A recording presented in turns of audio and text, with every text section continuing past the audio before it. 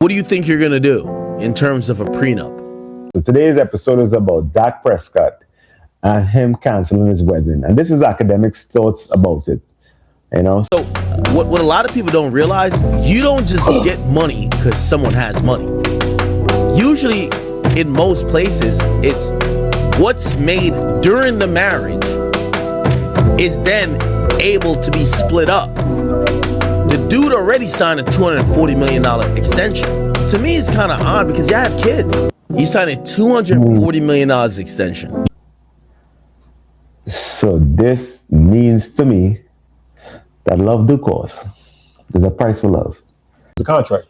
Everybody agrees, right? Contract, yeah. All right, so that's already the one step that I have to, that's a lack of trust right there. So then it's like, baby, all right, I'm going to marry you, but in case things want to work out, I want to financially secure myself with the prenup. Mm-hmm. And then that's considered a lack of trust. So realistically speaking, it's just showing like a lack of trust. And what I recognize marriages is like you relinquish power and put it in someone else's hands.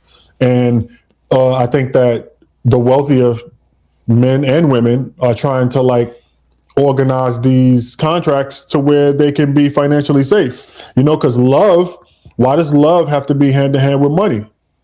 That's a fact. So it really boils down to no, it's not about the prenup before the prenup. It's about you trusting me. If I tell you I love you, why do you need a piece of paper? Why do you need a mitigator judge to decide when I can see my child, how much I got to pay? But why do you need a middleman to decide how my relationship goes? So if you can trust me to be a provider, be a protector, then you're going to have to trust me to maintain the sanctity of the engagement. I'm not going to leave it up to you and a judge. If I'm going to love you, you just have to take my word for it. If I'm going to protect you and provide, you're going to have to take my word for it.